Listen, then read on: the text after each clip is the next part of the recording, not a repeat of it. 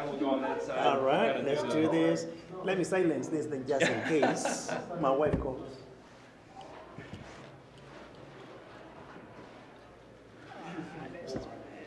All right. How did Coach Harvey do?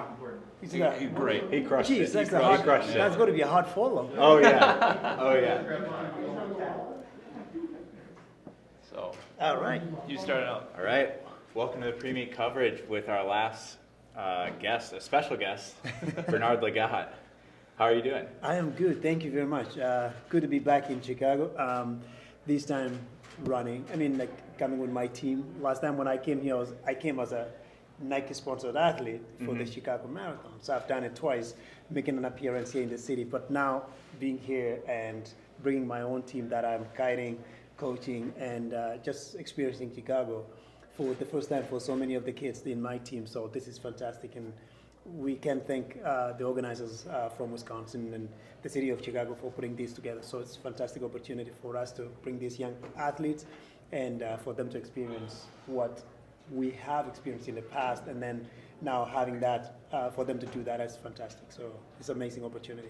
Absolutely. Yeah. What does it mean for Arizona to be part of the inaugural event? Yeah, it's great opportunity. And first of all, I thank Coach Harvey for making sure that when we were working on the plan, we worked on the plan to basically bring the athletes over here so we can have all of them get some opportunity to race. We coach them all this time and we tell them, hey, you're good, you're in good shape, but if we cannot test them in this kind of setting, that is going to be hard to actually see what they can achieve.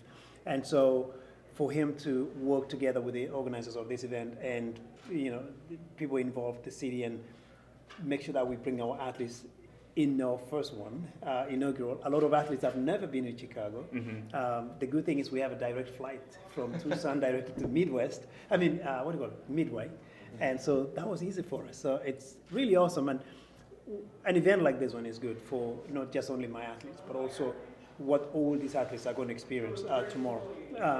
First starting on Friday and Saturday. One of the things that I did as an athlete was I was looking for opportunity every single time. We can train, we can do all that stuff, but then at the end of it all, if we don't get that opportunity to go and showcase what you have and also inspire others.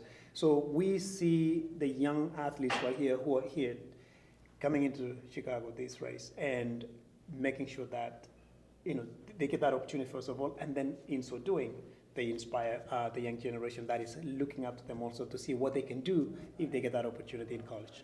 What would you, if you had to send a message to that next generation, what would it be? I would say dream big, and our sport is beautiful. It's really nice to be out there. One of the things that I know about running is it is not an easy thing. It's not always beautiful.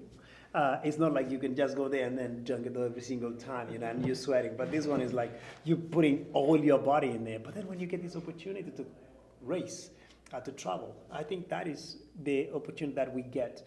And the good thing is we have this race now in Chicago. It's not just only the benefit that our athletes get, but also the athletes that are going to be there to watch, the young generation, the young ones that they know of track and field and they do it in whatever the level they have. And then now to see athletes that are going to be like dropping 50 something, for women in the 400 meters, then they realize, wow, that is fast. And that would be me next time. And I like that a lot. If we think of the Magnificent Mile and the Gold Coast Mile for the women, those are important events.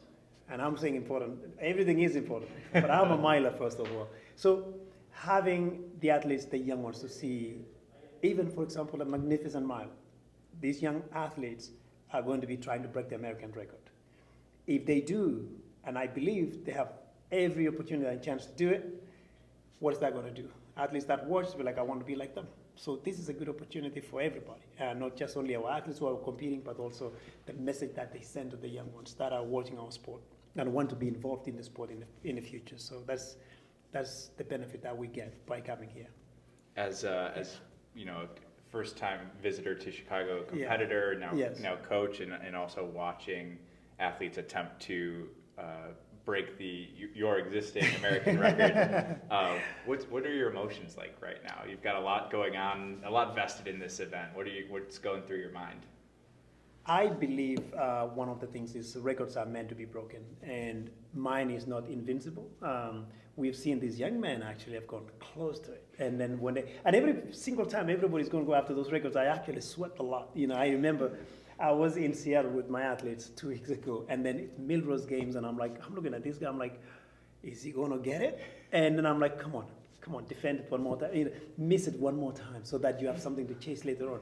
Now, in reality, tomorrow, I think my record is going to go, because when I think it was Cooper that ran, I think it was 350, and actually both, right? Yep. Mm-hmm. And that was so close to it, and actually it kind of took me by surprise. You always expect a professional athlete to kind of go after that. Mm-hmm. When Edward Jeserek went for it, he went and just ran 348, and I'm looking at these guys, I'm like, wow, they were so close. Now with the setup, that field right there is fast, and everything has been set up so well for them. I believe they can get it. But then I'll be there, so which is not usually the case. Every single time you go and break the record, sometimes one of the people that hold that record is far away in a different city. But then I'm here, and I believe would be fantastic for me to pass that torch to the next generation. Absolutely. Yeah. And you've been to the facility? Your guys and gals were able to do a shakeout today? Yes, we did shakeout. Everybody did a shakeout today, and I wanted them to feel it. The thing that I wanted to, as soon as we arrive, we eat, we rest, we shower, be ready. We're going to go a good shakeout. My shakeout is like what I used to do. I want my athletes to just feel it, just go hard.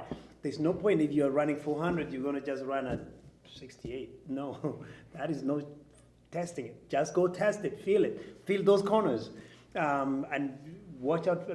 What strategy do we have the following day when the race comes? So they loved it. It was like, so we have athletes who have never run on a bank track. We're like, oh my God, this is awesome. Because some of them have run the 300-meter track.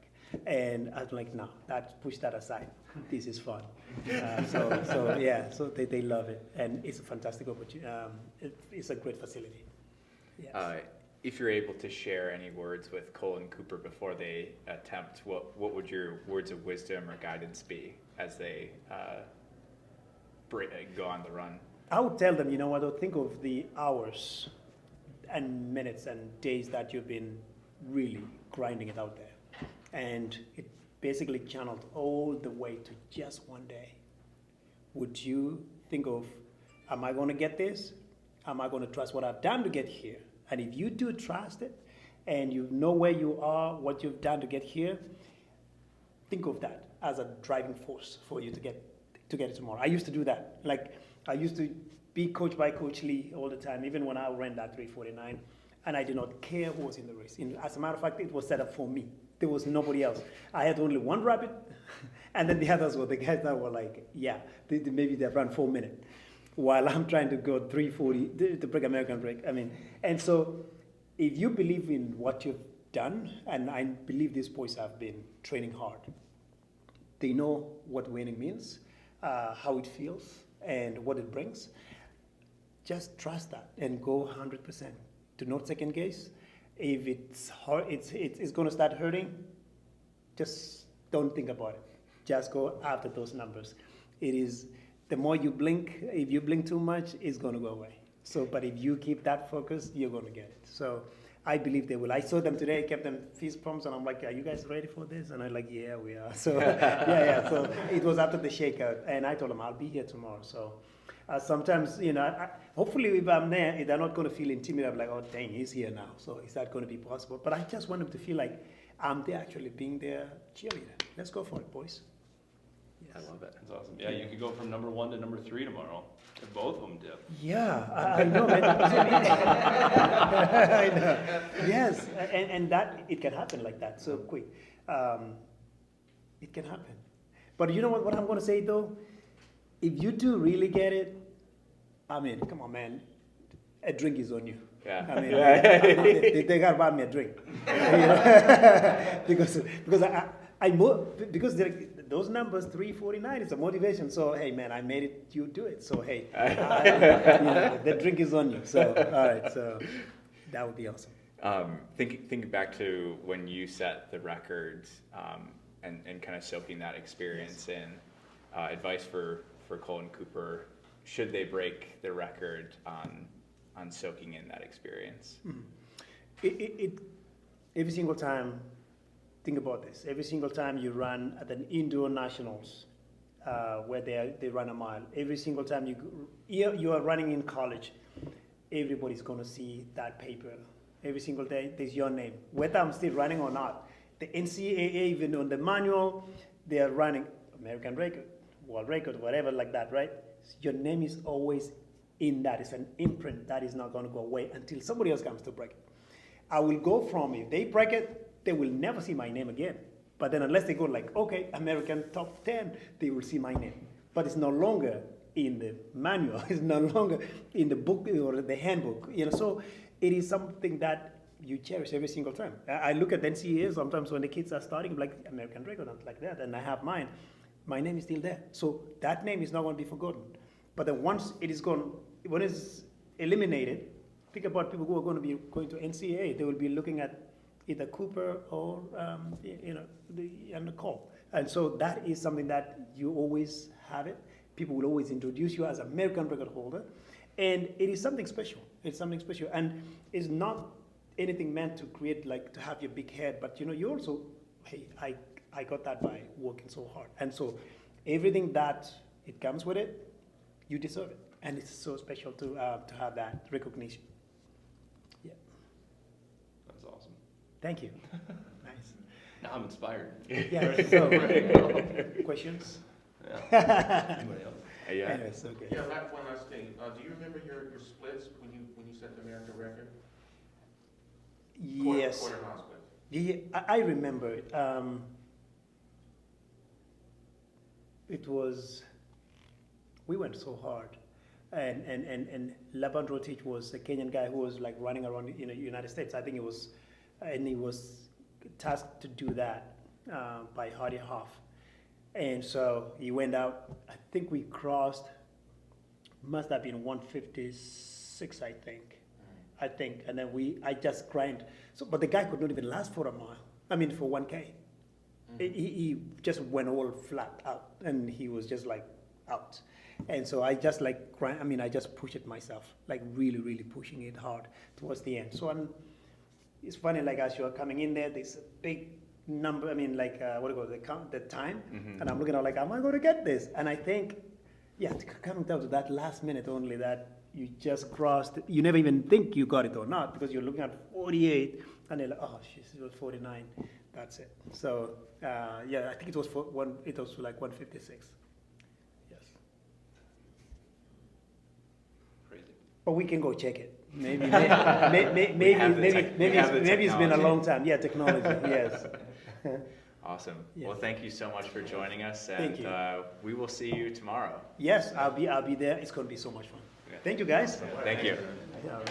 We appreciate Yeah, it. That's appreciate it. awesome. Thank you. All right. Thank you. So excited for tomorrow.